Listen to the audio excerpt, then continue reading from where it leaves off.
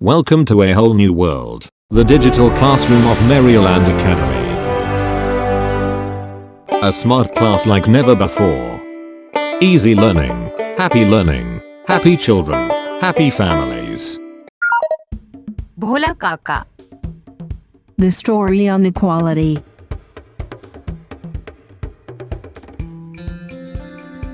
एक गांव में भोला नाम का एक व्यक्ति रहता था। वह चमड़े की बहुत अच्छे जूते बनाया करता था। वो गांव के बाहर छप्परदार मकान में रहता था। मकान के दरवाजे पर एक नीम का पेड़ था। भोला उसी के नीचे बैठकर जूते बनाया करता था। वह जूते बनाने के लिए बाजार से चमड़ा खरीदता और जब कुछ जोड़ी जूते बनकर तैयार हो जाते तो उन्हें बाजार में जाकर बेच आया करता था। आसपास के गांव के लोग भी उससे जूते बनवाया करते थे।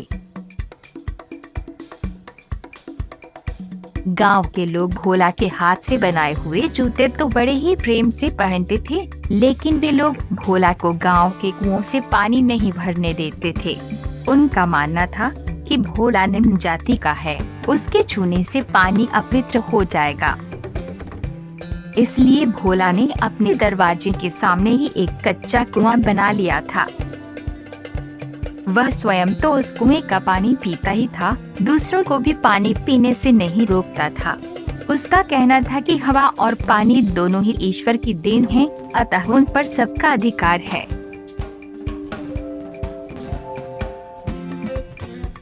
गांव के जमींदार मुरली मनोहर का एक बेटा था जिसका नाम शंभू था।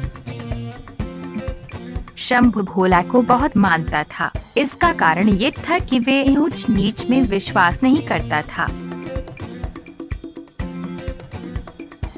वह हर इंसान को एक समान मानता था। जब उसके जूते फट जाते थे तो वह भोला के पास पहुंचकर बड़े प्रेम से कहता, काका मेरे लिए एक जोड़ी जूते बना दो।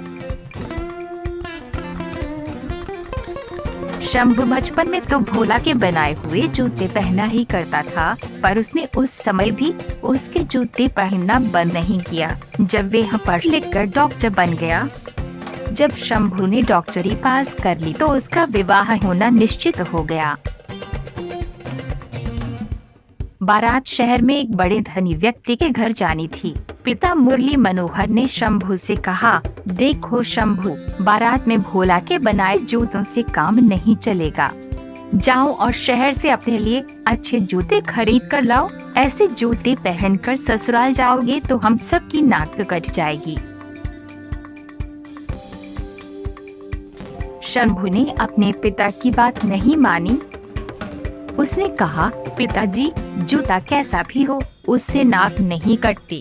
नाक तो बुरे काम करने से कटती है। पिताजी के मना करने पर भी शंभू बारात में भोला के हाथों से बनाए गए जूते ही पहनकर गया। उसके जूतों को देखकर कौन क्या कह रहा है इस ओर उसका बिल्कुल भी ध्यान नहीं गया। वह बार बार यही सोचकर प्रसन्न हो रहा था कि ससुराल में भी उसके पैरों में उसके प्रिय काका के हाथों से बनाए हुए जूते हैं। विवाह होने के कुछ समय बाद ही शंभू को सरकार का एक ज्ञापत्र मिला जिसमें लिखा था, सरकार ने आपके गांव में सरकारी दवाखाना खोलने का निश्चय किया है और उस दवाखाने को चलाने का समस्त कार्यभार आपको सौंपा जाता है। शंभू को ये खबर पढ़कर अत्यधिक प्रसन्नता हुई। तभी उसे ये पता चला कि दवाखाना खोलने के लिए सरकार ने वह जमीन पसंद की है जिस जमीन पर भोला का घर है। शंभू के मन का चैन उड़ गया और वह बार बार सोचने लगा, भोला काका कई वर्षों से जिस जमीन पर बैठकर जूते बनाते आ रहे हैं वह जमीन सरकार उनसे ले लेगी। भोला काका के दिल पर क्या बीतेगी। अवश्य ही भोला काका को वह जमीन माँ के समान प्यारी होगी। फिर उसने सोचा, नहीं, मैं उस जमीन पर बैठकर डॉक्टरी नहीं कर सकता। शंभू ने निर्णय किया कि वे सरकार को पत्र लिखकर मना कर देगा कि वे उस जमीन पर दवाखाना नहीं खोल सकता। भोला काका को जब इस बात का पता चला तो उनकी आंखें भर आई। वे ये सोचकर गदगद हो गए कि शंभू को उनका कितना ख्याल है। वह मेरे लिए दवाखाना खोलने से मना कर रहा है।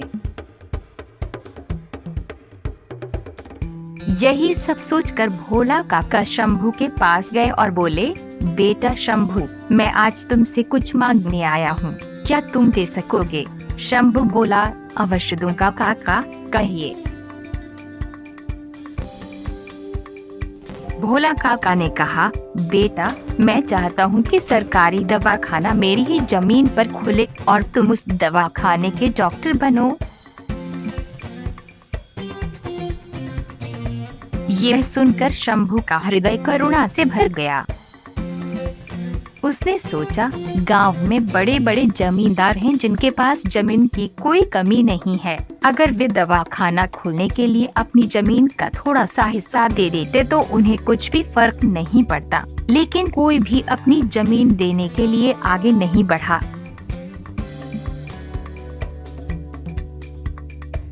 इधर जिस आदमी को वह निम्न जाति का कहते हैं, वह अपनी जमीन बिना किसी स्वार्थ के देने को तैयार है।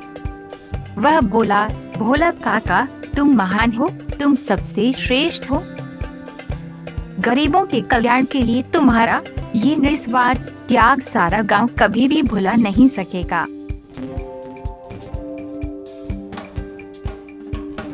अंत में भोला काका तथा शंभू के प्रयत्नों से दवाखाना खुल गया। वहाँ सभी जाति के लोग अपना इलाज करवाते। भोला काका ने ये सिद्ध कर दिया है कि ऊंचे विचारों से ही मनुष्य महान बनता है, केवल ऊंचे कुल में जन्म लेने से नहीं। बच्चों, इस कहानी से हमें ये शिक्षा मिलती है कि ऊंचे ऊंचे घरों में जन्म लेने से ही व्यक्ति महान नहीं बनता है, बल्कि व्यक्ति के उच्च विचार ही उसे महान बनाते हैं। Make things happen. Take inspired action.